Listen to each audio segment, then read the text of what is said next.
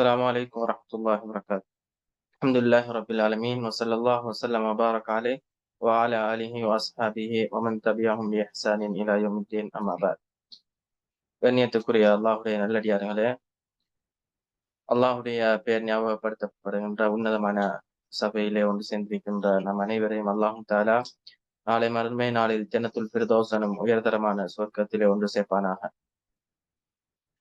இந்த தொடர் வகுப்பிலே சஹாபாக்களை பற்றி பேசப்பட்டு கொண்டு வருகிறது. அந்த அடிப்படையில் தான் இன்றைய தினம் உஸ்மான் இப்னு அஃபான் ரலியல்லாஹு அன்ஹு அவர்களை பற்றி மூன்றாவது குலஃபாஉர் ராஷிதீன்களில் மூன்றாவது ஹலீஃபாவாகிய உஸ்மான் இப்னு அஃபான் ரலியல்லாஹு அன்ஹு அவர்களை பற்றிய சில தகவல்களை பார்க்கலாம் என்று நினைக்கிறேன்.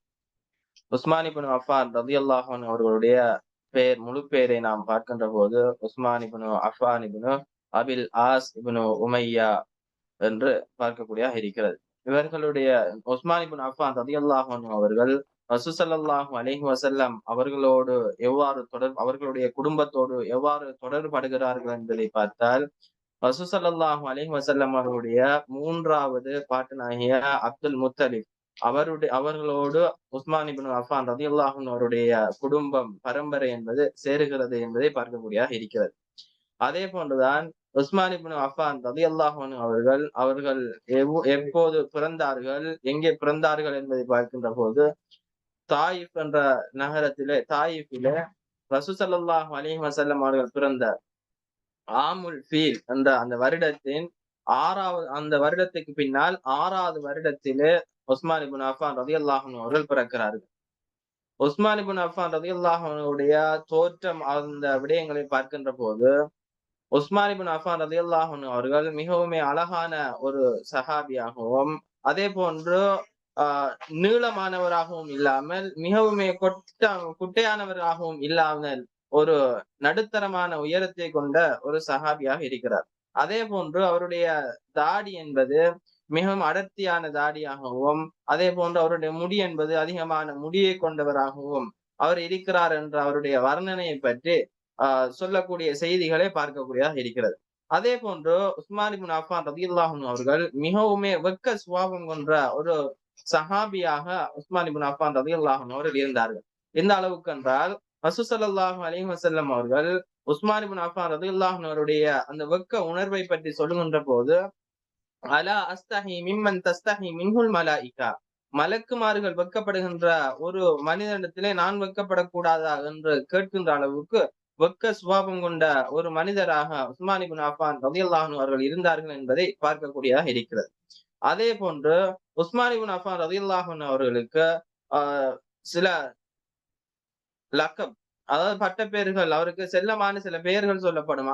அந்த அடிப்படையிலே ஒன்றுதான் துன்னூரைன், 2 ஒளிகளை கொண்டவர் என்று உஸ்மான் இப்னு அஃபான் ரலியல்லாஹு அன்ஹு அவர்களுக்கு சொல்லப்படும். ஏன் காரணம் என்றால், ரசூல் ஸல்லல்லாஹு அலைஹி வஸல்லம் அவருடைய 2 பிள்ளைகளை உஸ்மான் இப்னு அஃபான் ரலியல்லாஹு அன்ஹு அவர்கள் திருமணம் முடித்தார்கள். அதனால் தான் துன்னூரைன் என்று சொல்லி உஸ்மான் இப்னு அஃபான் ரலியல்லாஹு அன்ஹு அவர்களுக்கு பெயர் சொல்லப்பட்டது என்பதை பார்க்கக்கூடியதாக இருக்கிறது. யார் என்றால், ருக்கையா உம்மு குல்சூம் என்ற 2 ரசூலுல்லாஹ்வுடைய பிள்ளைகளை உஸ்மான் இப்னு அஃபான் ரலியல்லாஹு அன்ஹு அவர்கள் திருமணம் முடித்திருந்தார்கள். அதே போன்று சஹாபாக்களிலே மிகவும் அதிகமாக இபாதத் செய்யக்கூடிய ஒரு சஹாபியாகவும், அதே போன்று அதிகமாக ஹதீஸ்களை அறிவித்த ஒரு சஹாபியாகவும், அல் குர்ஆனை அதிகமாக ஓதக்கூடிய ஒரு சஹாபியாகவும் உஸ்மான் இப்னு அஃபான் ரலியல்லாஹு அன்ஹு அவர்கள் இருந்திருக்கிறார்கள் என்ற செய்திகளை பார்க்கக்கூடியதாக இருக்கிறது. உஸ்மான் இப்னு அஃபான் ரலியல்லாஹு அன்ஹு அவருடைய தொழில் விடயத்தை பார்த்தோம் என்றால், அவர்கள் ஒரு வியாபாரியாக இருந்திருக்கிறார்கள். அதே போன்றுதான் உஸ்மான் இப்னு அஃபான் ரலியல்லாஹு அன்ஹு அவர்கள் அல்லாஹ்வுடைய பாதையிலே அதிகமாக செலவு செய்யக்கூடிய ஒரு மனிதராகவும் இருந்திருக்கிறார்கள். எந்த அளவுக்கு என்றால், ரசூல் ஸல்லல்லாஹு அலைஹி வஸல்லம் அவர்கள் மதீனா நகருக்கு வருகின்ற சந்தர்ப்பத்திலே மதீனாவிலே இருக்கிற தண்ணீர் என்பது ஒரு சுவை இல்லாத ஒரு நீராக இருந்தது. அந்த நேரத்திலே தான் ரசூல் ஸல்லல்லாஹு அலைஹி வஸல்லம் அவர்கள் சொல்லுகிறார்கள், மன் யஸ்தரி பி'r ருமான், இந்த பி'r ருமான் என்ற இந்த கிணத்தை யார் வாங்கி அதிலே ஒரு வாளியை வைத்து முஸ்லிமீன் ஒருவர் இந்த பேரு ரோமான் என்ற இந்த கிணத்தை வாங்கி அதில் ஒரு வாளியை வைத்து மக்களுடைய இந்த முஸ்லிம்களுடைய பாவனைக்காக விடுகிறாரோ அவருக்கு அதை விட சிறந்த ஒன்றை அல்லாஹு தாலா சுவர்க்கத்திலே ஆக்கி வைக்கிறான் என்று ரசூல் ஸல்லல்லாஹு அலைஹி வஸல்லம் அவர்கள் சொன்னதும் ஃபஸ்தராஹா உஸ்மான் ரலியல்லாஹு அன்ஹு மினல் யஹூதி பி20,000 திர்ஹம். 20,000 திர்ஹத்துக்கு ஒரு யஹூதி இடத்திலே இருந்த அந்த பியர் ரோமானை வாங்கி உஸ்மான் இப்னு அஃபான் ரலியல்லாஹு அன்ஹு அவர்கள் மக்களுடைய முஸ்லிம்களுடைய பாவனைக்காக விட்டார்கள் என்ற செய்தியை பார்க்கக்கூடியதாக இருக்கிறது. அந்த அந்த கிணற்றிலே பணக்காரர்கள், ஏழைகள், அதே போன்று அல்லாஹ்வுடைய பாதையிலே செல்கின்றவர்கள் என அனைவருமே அந்த கிணற்றிலே இருந்து பிரயோசனம் அடையக்கூடியவர்களாக இருந்தார்கள் என்ற செய்தியை பார்க்கக்கூடியதாக இருக்கிறது. அதே போன்றுதான் இவர்கள் அல்லாஹ்வுடைய பாதையிலே செலவு செய்யக்கூடிய விடயத்தை நாம் பார்க்கின்ற போது ஒருமுறை ரசூல் ஸல்லல்லாஹு அலைஹி வஸல்லம் அவர்கள் சொல்லுகிறார்கள்.